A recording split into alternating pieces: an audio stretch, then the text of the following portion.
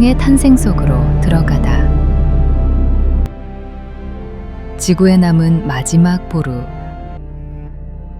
바닷속 절벽 위를 떠가다. 나는 그날 바다를 헤엄친 것이 아니었습니다. 빠른 물살에 몸을 맡긴 채 바닷속 절벽 위를 떠밀려 지나갔습니다. 수면 아래를 내려다보자 산호초가 이어지던 바닥이 어느 순간 뚝 끊겼습니다. 그 아래에는 끝을 가늠할 수 없는 짙고 푸른 바다가 펼쳐져 있었습니다.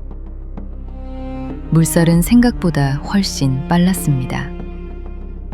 현지인 한 사람이 두 사람씩 손을 잡고 우리가 흩어지지 않도록 이끌었습니다. 수면 위에서는 배가 조류에 떠밀려가는 우리를 놓치지 않으려고 계속 뒤따라왔습니다. 그렇게 깊은 바다 위를 흘러가던 순간 수십 마리의 거대한 물고기가 한 곳으로 모여들었습니다. 현지에서는 버팔로 핏이라고 불렀던 물고기들이었습니다.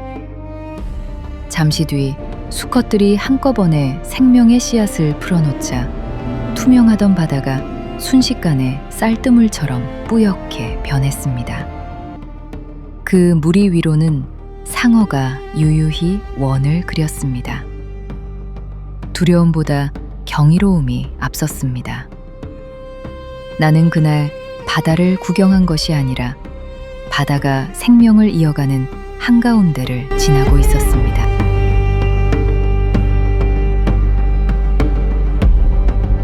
태평양의 작은 섬나라. 팔라우는 서태평양 미크로네시아에 자리한 작은 섬나라입니다. 필리핀 동쪽, 괌 남서쪽 바다에 수백 개의 크고 작은 섬이 흩어져 있습니다. 그 중에서도 가장 큰 섬은 바벨다오브입니다. 팔라우 육지 대부분을 차지하는 이 섬에는 울창한 열대림과 구릉, 강과 폭포가 이어집니다. 남쪽으로 내려가면 코로루와 세계적으로 유명한 록아일랜드가 나타납니다. 서크얌 섬들이 버섯처럼 바다 위에 떠있는 록아일랜드는 오랜 세월 파도와 비바람이 만들어낸 자연의 조각품입니다. 섬 주변에는 잔잔하고 얕은 석호가 펼쳐지지만 산호초 바깥으로 나가면 해저 경사면이 깊은 외해로 급격히 떨어집니다. 내가 스노클링을 하며 바라본 바닷속 절벽 같은 지형도 바로 그런 드로보프였습니다. 고요한 호수 같은 바다와 사람을 빠르게 밀어내는 거센 바다가 아주 가까운 곳에서 공존하고 있었습니다.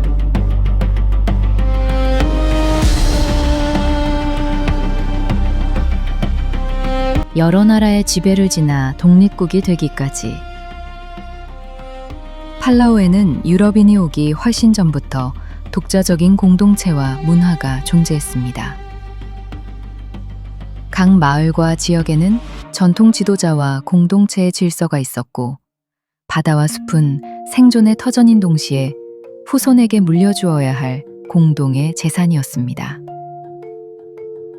19세기 말 팔라우는 스페인의 지배를 받았고 이후 독일을 거쳐 일본의 통치를 받았습니다.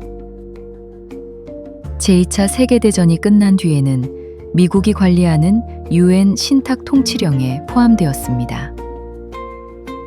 팔라우는 오랜 논의와 여러 차례의 주민투표를 거쳐 1994년 10월 1일 독립국이 되었습니다. 독립 후에도 미국과 자유연합협정을 맺어 국방과 경제, 공공서비스 분야에서 특별한 관계를 유지하고 있습니다. 그래서 현지에서는 미국의 지원을 두고 태어날 때부터 지원을 받는다는 식의 이야기가 전해지기도 했습니다. 하지만 출생과 동시에 미국 연금이 지급되는 것은 아닙니다. 팔라우는 분명한 독립국이며 오랜 역사와 고유한 문화, 자신들만의 정치 체계를 가진 나라입니다.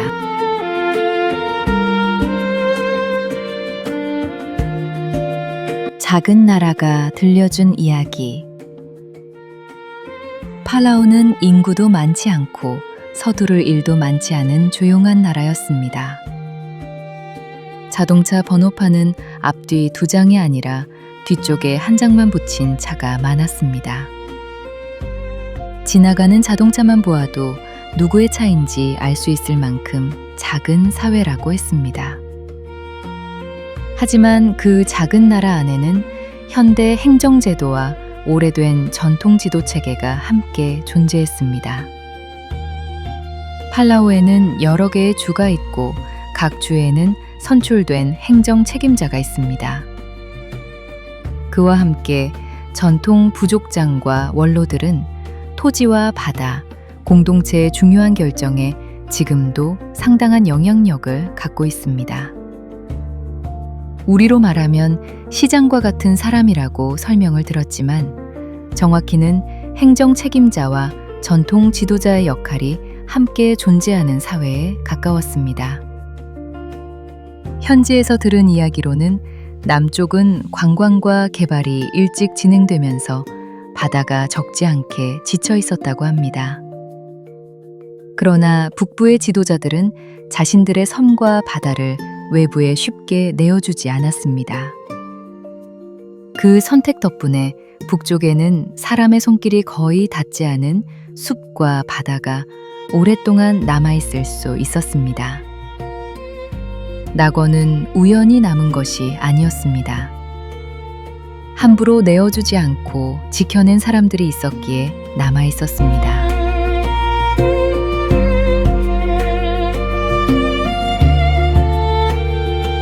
육지와 바다가 함께 깊어지는 북부.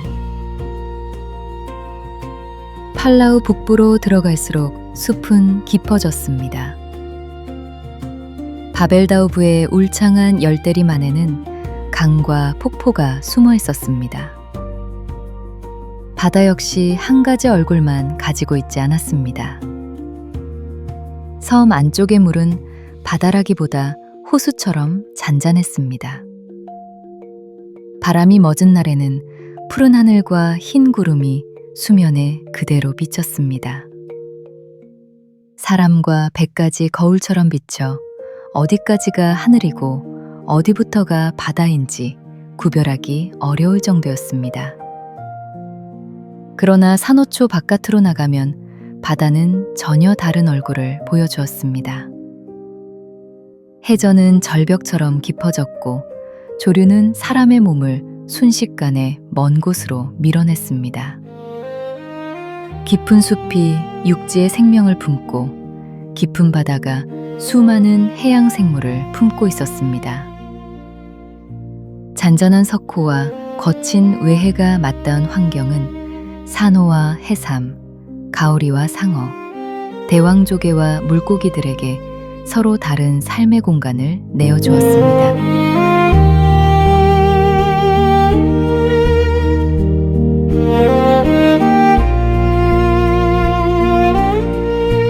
다이버들이 꿈꾸는 바다. 팔라우는 세계의 다이버들이 선망하는 바다입니다.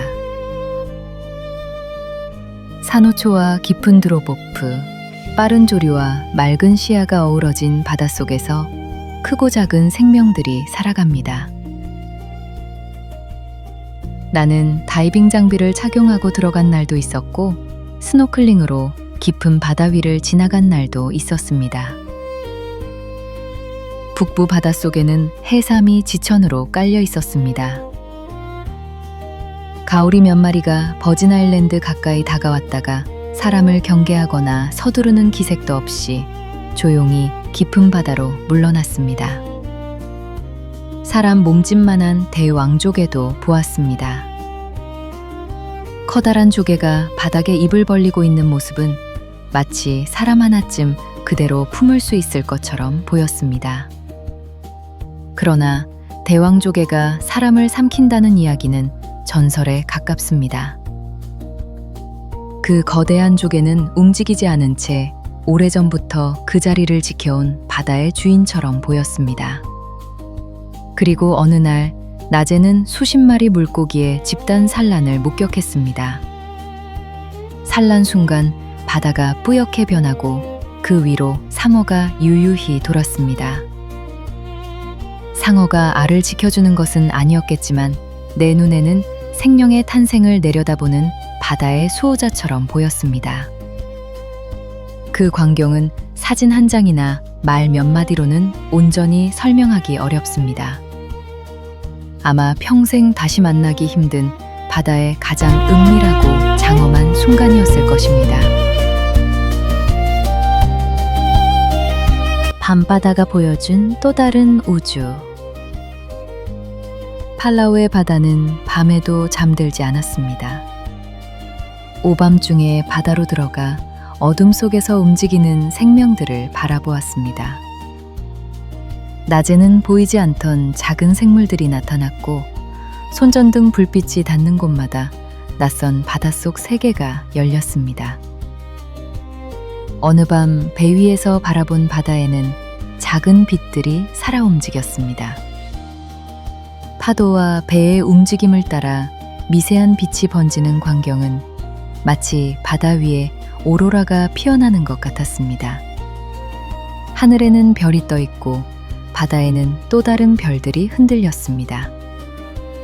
그 순간 팔라우의 밤바다는 지구의 풍경이라기보다 우주 한가운데 떠 있는 세계처럼 느껴졌습니다.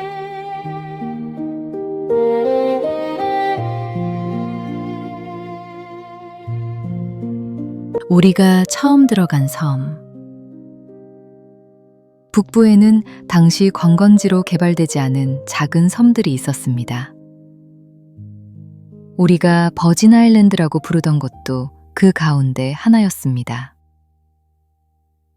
정확한 위치와 섬 이름은 밝히지 않으려 합니다. 귀한 생명들이 살아가는 장소는 널리 알려지는 것보다 조용히 보호되는 것이 더 중요하기 때문입니다. 현지 안내에 따르면 외부 방문객으로는 우리가 처음 들어온 섬도 있었습니다. 그곳에는 수도 시설이 없었습니다. 섬을 지키던 사람은 커다란 통에 빗물을 받아두었다가 식수로 사용했습니다. 물이 흔한 나라에서 온 나에게 빗물 한 방울을 모아 살아가는 섬의 생활은 오랫동안 잊히지 않는 장면이 되었습니다.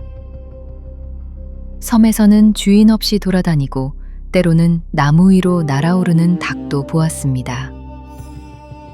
현지 사람들은 누구든 먼저 잡은 사람이 주인이라고 말했습니다. 지금 생각하면 그 닭들 역시 사람의 울타리보다 자연의 질서에 더 가까이 살던 섬의 주민들이었습니다.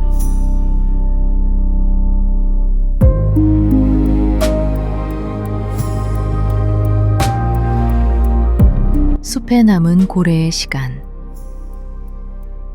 무인도 정글 안으로 들어갔을 때 거대한 뼈가 눈앞에 나타났습니다. 고래의 척추뼈로 보이는 커다란 뼈들이 숲속에 놓여 있었습니다. 오랜 세월 비와 바람을 맞은 고래뼈는 어느새 사람이 걸터 앉는 의자처럼 사용되고 있었습니다. 대양을 헤엄치던 생명의 흔적이 바다에서 멀리 떨어진 정글 한가운데에 놓여 있다는 사실이 낯설고도 경이로웠습니다.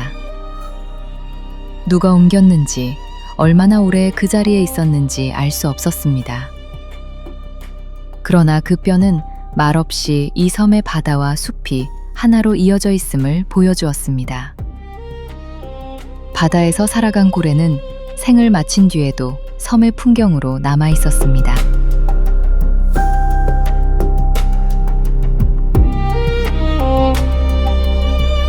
거북이가 올라온 밤.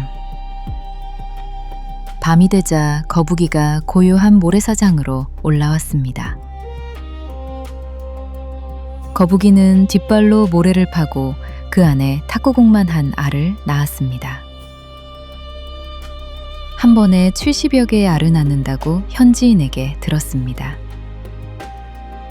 내가 직접 알의 수를 센 것은 아니지만 모래알에 수십 개의 생명이 묻혀 있다는 사실만으로도 놀랍고 신비로웠습니다. 거북이가 다시 해변으로 올라오는 모습도 보았습니다. 사람들은 거북이가 경계하지 않고 안심해서 바다로 돌아가도록 모래 위에 남은 사람의 흔적을 지웠습니다. 당시 현지인이 거북이알 몇 개를 꺼내 라면에 넣어 삶기도 했습니다. 나는 건네받은 알 한 개를 맛보았습니다. 그때는 낯선 섬의 생활 방식을 경험하는 일로 받아들였지만 지금 돌아보면 그 한 알도 바다로 돌아갈 수 있었던 귀한 생명이었습니다. 오늘날에는 산란지와 바다거북을 보호하는 일이 무엇보다 중요합니다. 그래서 이 경험을 누군가에게 권할 일이 아니라 그 시절 그곳에서 우연히 목격한 개인적인 기록으로만 남겨두려 합니다. 숲에는 생을 마친 고래의 뼈가 남아 있었고 모래 아래에는 이제 막 태어날 거북이의 알이 묻혀 있었습니다. 하나의 섬에서 생명의 끝과 시작을 함께 보았습니다.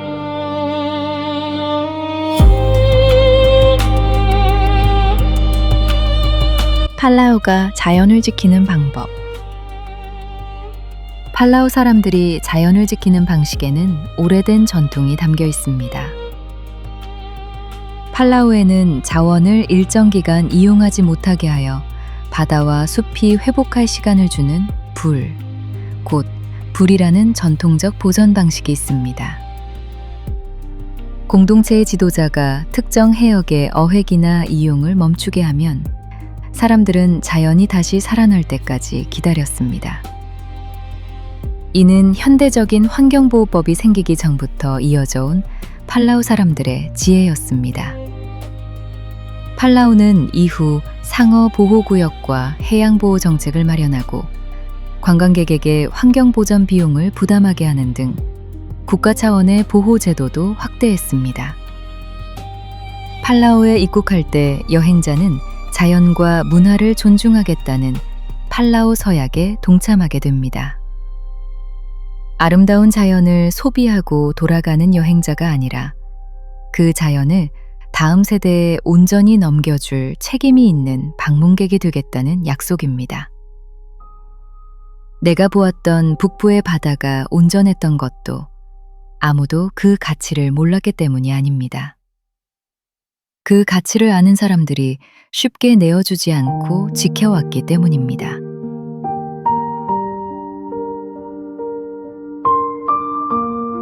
팔라우 여행을 준비한다면 한국에서 팔라우까지는 지도상으로 그리 멀지 않습니다. 코로나 이전에는 인천에서 팔라우까지 직항편으로 약 4시간 30분이면 갈 수 있었습니다.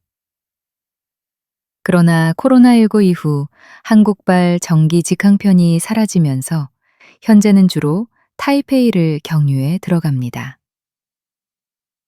인천에서 타이페이까지 이동한 뒤 타이페이에서 팔라우 국제공항으로 가는 방식입니다. 2026년 7월 현재 타이페이와 팔라우 사이에는 중화항공 직항편이 주 4회 운항하는 것으로 안내되어 있습니다. 다만 요일과 연결 대기 시간은 계절에 따라 달라질 수 있으므로 예약할 때 반드시 항공사의 최신 운항표를 확인해야 합니다. 팔라우 국제공항 운항 안내 2026년 타이페이 팔라우 운항 관련 공식 자료. 과거에는 4시간 30분이면 닿던 가까운 섬이지만 지금은 타이페이에서 기다리는 시간을 포함해 이동에 하루 가까이 잡는 것이 안전합니다. 팔라우 여행의 거점은 코로르입니다. 호텔과 식당, 다이빙숍과 선착장 대부분이 코로르 일대에 모여 있습니다. 록아일랜드, 스노클링, 다이빙과 섬 투어는 대부분 허가된 현지 업체를 통해 이동합니다. 외딴 북부나 조류가 빠른 해역은 개별적으로 들어가서는 안 됩니다.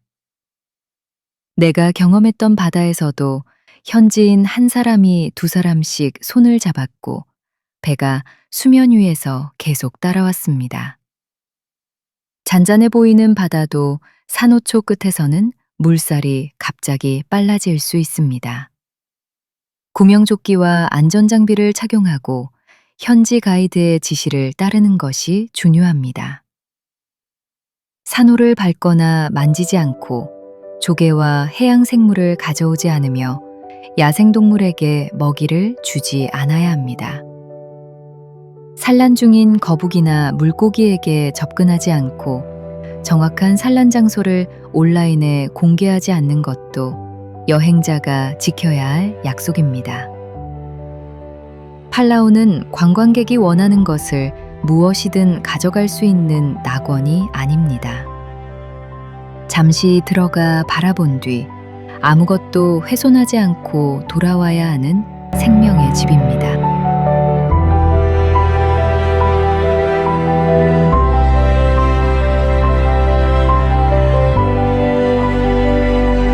지구에 남은 마지막 보루. 팔라우의 선셋은 아름다웠습니다. 해가 바다 가까이 내려오면 하늘과 구름, 잔잔한 수면이 붉은빛과 황금빛으로 하나가 되었습니다. 작은 섬나라의 하루는 그렇게 소리 없이 저물었습니다. 그러나 내 기억 속 팔라우는 아름다운 선셋만으로 남아있지 않습니다. 바닷속 절벽위를 휩쓸고 가던 빠른 조류, 한꺼번에 생명의 씨앗을 풀어놓던 물고기들, 그 위를 유유히 돌던 상어, 섬 가까이 다가왔다가 조용히 물러난 가오리와 사람 몸짓만 했던 대왕조개, 바닥을 가득 메운 해삼, 무인도 정글에 의자처럼 놓여있던 고래뼈와 밤마다 모래사장으로 올라오던 거북이, 모래 아래 묻힌 탁구공만한 알들, 폭포를 품은 깊은 숲과 빗물을 모아 마시며 섬을 지키던 사람, 그 모든 장면이 하나로 이어져 팔라우라는 이름으로 내 안에 남았습니다. 나는 팔라우에서 아름다운 풍경만 본 것이 아니었습니다. 생명이 태어나고 살아가고 생을 마친 뒤 다시 자연으로 돌아가는 거대한 순환을 보았습니다. 팔라우에서 나는 바다를 구경한 것이 아니라 생명의 탄생과 순환 속으로 들어갔습니다. 그곳은 사람들이 발견해서 낙원이 된 곳이 아니었습니다. 자연을 함부로 내어주지 않고 오랫동안 지켜온 사람들이 있었기에 낙원으로 남아 있었습니다. 지구에 남은 마지막 보루. 그 말이 어울리는 곳이 있다면 내게는 바로 팔라우 북부의 바다와 숲입니다. 그리고 그 낙원이 오래도록 남기 위해서는 더 많은 사람이 찾아가는 것보다 찾아간 사람이 더 조심스럽게 돌아오는 일이 먼저인지도 모릅니다.